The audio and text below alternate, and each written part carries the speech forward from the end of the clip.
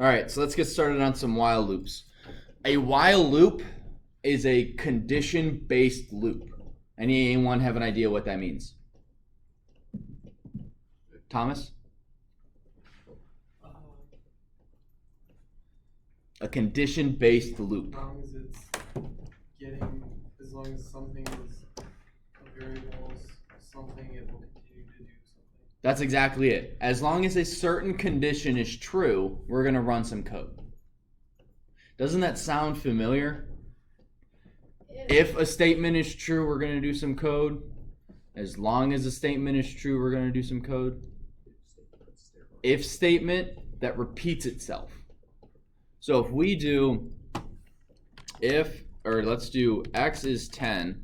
So if x equal 10, print x is 10. So this is going to happen how many times? We're going to see x is 10 how many times? Just once. I'm going to do the same thing, but instead of if, I'm going to do while. What do you guys think is going to happen? It's just going to keep going. This is a never-ending loop. Because it's like, yeah. Because x is always 10 and I'm never changing 10. I'm never changing what x equals. So this entire time it's just displaying x is 10, x is 10, x is 10. Now, when you have a never-ending loop and you want to end it, you hold Control and tap C, which is a common, like for command prompt. I don't know if you guys are familiar with command prompt, but this Control C is another way to stop a never-ending loop or a never-ending command in command prompt. So it's keyboard interrupt and you hold Control C, and you can do it as often as you want, right? It's not like it's tied only to loops, or if you're saying, if you have an input and you screw something up, you can just hit Control C and it just stops the code. So you're probably going to do this accidentally, have a lot of while loops that are never ending. And so in order to stop it, you just do the Control C. Okay? So a while loop is an if statement that continually reevaluates itself. That's all it is. Test on while loops Monday. No, I'm kidding. Yeah. I don't know anything. So, every day. So a while loop is used all over. So in video games, while you have health, do this. Or while the game is running, we are going to check stuff. While bad guys are still spawning, you haven't won. While what? What? While.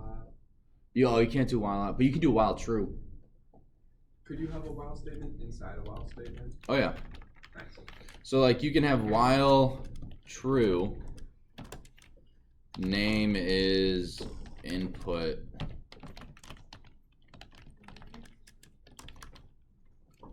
and while name doesn't equal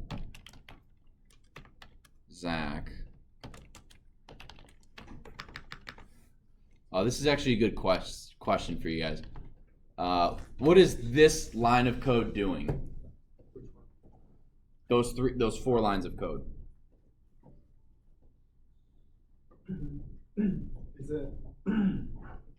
it seeing like wait, are you trying to guess the name? Van? It'll ask for your name once, and then if you enter Zach, then the program will no. If you enter Zach, it'll ask for your name again no matter what. Wait. Oh no. Okay. Okay, so I added that. That should help. Okay, Christine? now- Oh. Christine, what you got? So if you enter a name that's not Zach, then there's one asking you what your name is. Yes. So I probably should change this, but what this is doing, this is called right here. It is not called cough, but it's called an input validation loop, meaning I need to make sure that whatever the user's typing in is actually what I want. So please enter a name.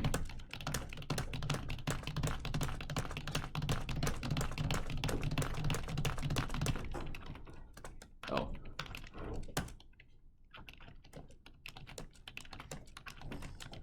Not the most, useful code, but you can have a while loop in a while loop.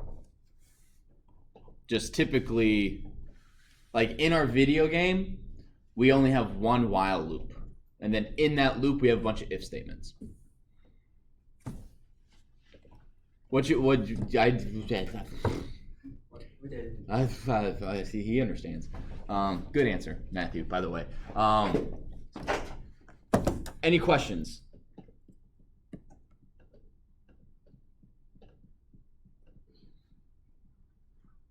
All right.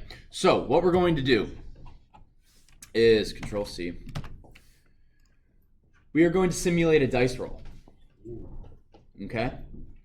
Actually, let me make sure I'm not skipping anything in the book.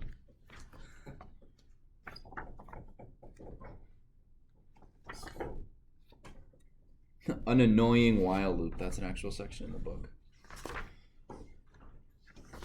No, not really. Break statements and continue statements.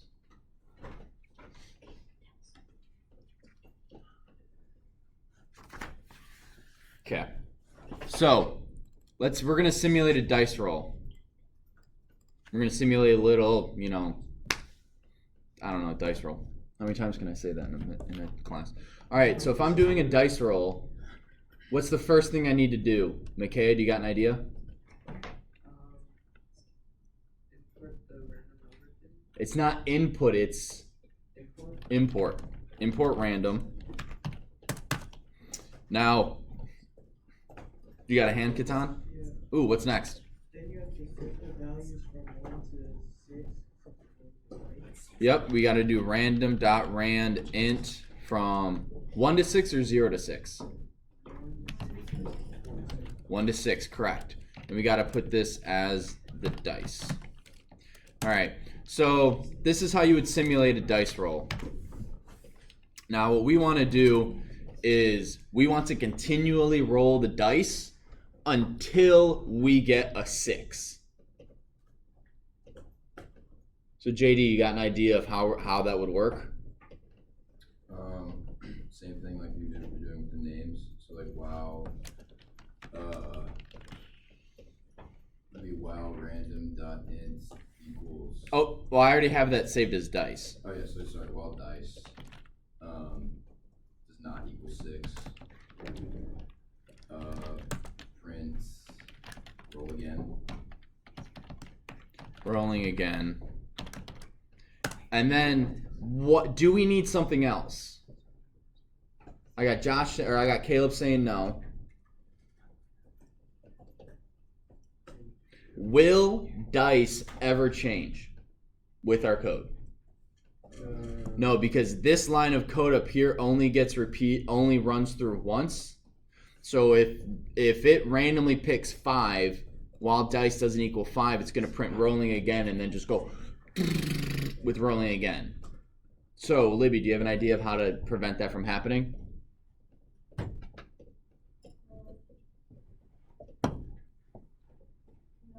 No? Josh? You just place dice again underneath the print statement so that it keeps assigning a new value until you... That's exactly it. Yep, we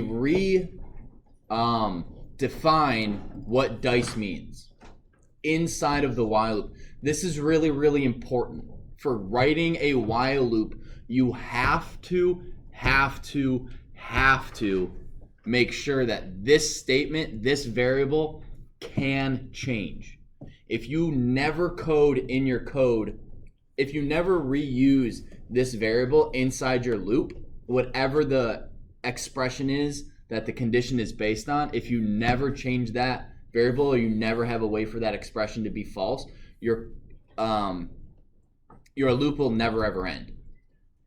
So you have to, whatever variable this is, almost every single time you have a while loop, that variable also has to be inside of that while loop. Does that make sense? Carter?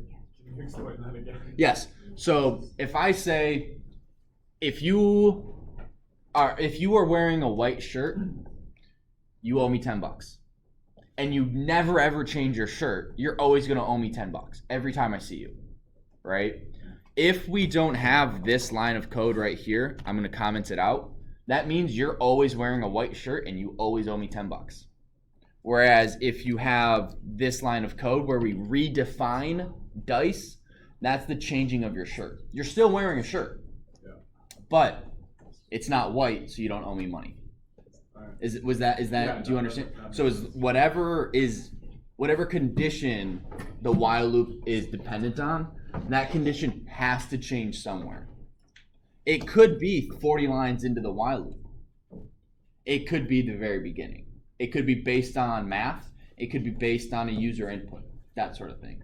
So that just if wherever this is, you have to have it in here. You have to have whatever variable this is, you have to have it again inside of the while loop. So what this is going to do, we're gonna while loops dice roll into student resources. Wow, that took way longer than I thought to get to 6. So much for 1 out of 6. Pfft. Statistics totally wrong. It took me one try. Took you one try? That's so. Oh, me too. All right. Well, now my question is, I want to know what's being rolled, right? Because right now I don't know what's getting rolled. I can't do anything with it. So what I'm going to do is I'm also going to put print dice rolled str dice. Do you guys get that? So what is it going to do? What does that line do for me, Caleb? This one right here that I just added.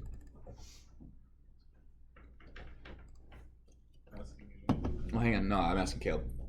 You three are all talking. I don't know if it's working on homework or you're paying homework. attention. Okay. So I should have it done before class. I know. I was confused on the last one. Okay. Again, real quick for homework, it's better to turn incomplete work in than no work at all. Because if it's incomplete, except for the homework has to be, the chapter review questions have to be done. It's no partial credits given for those. It's Is it a pass or fail. grid? The homework chapter review, yes. Your assignment that's due in 19 minutes, no.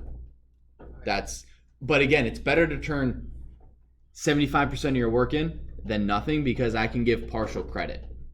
If you don't turn anything in and you wait a day, I have to do step 1 and step 2 stuff. Luke. I did all the homework, just had 1 or 2 problems were wrong. If they're wrong, yes. How many points? I don't know. I have to look at it. If it's little syntax errors, I'm sure you guys have taken a look at your homework. Josh, use this time to answer the question. To think about the question I asked. Okay. So little things like commas and parentheses and things like that, those are only typically half a point off. Or if you needed a float instead of an integer input, those are typically a half a point to 1 point off. And then logic errors tend to be a little bit more. So if you're running through and you have a syntax error, but you're like, listen, I have 90% of the code, I can't find the syntax error, upload that, because odds are, I debug your code until it works, and I take points off how many things I have to debug. So if your code is dependent or doesn't work because of 1 comma, you get half a point off, and that's it. But if it's, your logic doesn't make sense and all that sort of stuff, whatever. All right, so Caleb, what does that line do right here?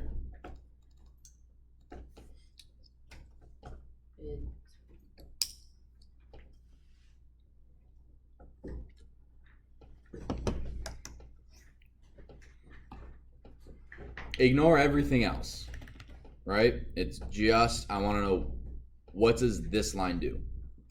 It strings the dice. And what else? In layman's terms, right? It lets like the user know how much dice have been rolled. Not how much, but the value. Okay. So when you roll a dice, you want to know what is face up, not how many times it's been rolled. So this is just telling us how many times it's been, or I'm sorry, the value of the dice roll. So when we roll it, oh, so we got a 3, we got a 2, we got a 3, we got a 5. Oh, I'm assuming we got a 6, right? Because our program stopped, but it doesn't tell me. There's 2 ways you can do this, Josh. You can throw a print statement outside your while statement. That's probably, yes. You can do print dice is 6. Good job. Now, I have a question for the class. How do I know that it's going to be 6? Isn't it better for me to do something like plus str dice plus? All right, wouldn't that be better? I'm not hard coding it as 6. I'm just printing whatever the dice is. Van? Well, if you just had it print whatever the dice is and it wasn't 6, then it would defeat the purpose of the code anyway. It would. And then, but also because you can only get to that print function if dice is equal to 6. That's And- precisely it. Yeah. This line of code will never be executed unless the dice is equal to 6. So I don't need to worry about, well, I don't know if it's going to be 6. I can just code it as 6 because getting to this point, dice has to be 6. Does that make sense? In order, so this loop right here will continue to, so these 3 lines right here, because Python is based on indents, the 3 lines that are indented essentially belong to this while loop. So these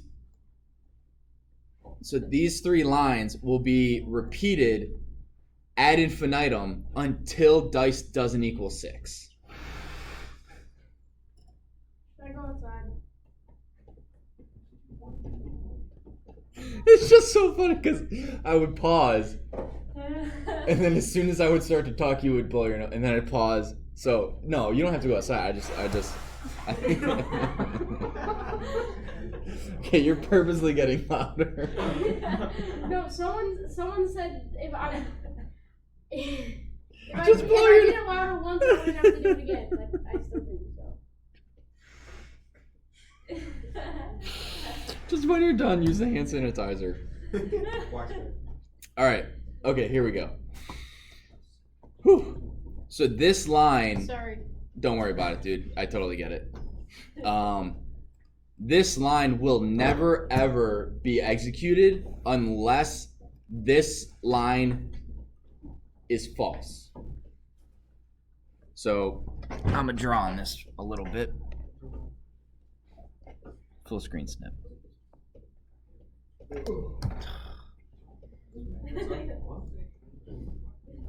So this this while loop, while statement, what type of expression is this right here called? Who remembers? Like Boolean. Boolean. Yep, a Boolean expression. So when this equals true, these 3 lines of code get ran in sequential order. This line, this line, this line, and this will repeat until this Boolean is false. So, oh my gosh. So this right here will only go if dice doesn't equal 6. And then from here on down will only work when dice is 6.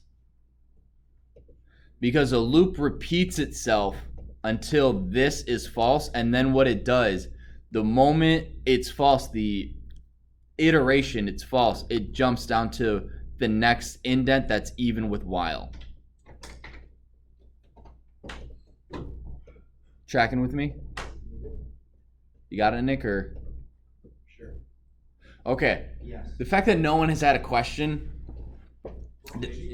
I mean, it's very possible. It's very possible all of you guys are geniuses and coding, you just 100% get it. You don't know what to ask? Okay, well that's actually a legit thing. So what we're gonna do in class, what I want you guys to do is another, what is it called? A dice rolling problem. But what I want you guys to do is I want you guys to roll a dice. You're going to roll 2 different die, and they're going to continue to roll until they equal each other. So until you get doubles. Can we do that as a class? What? It's right there. You just do, but how do you, never mind. Well, how do you get one random number? Do that twice. And why, as long as they don't equal each other, roll them again.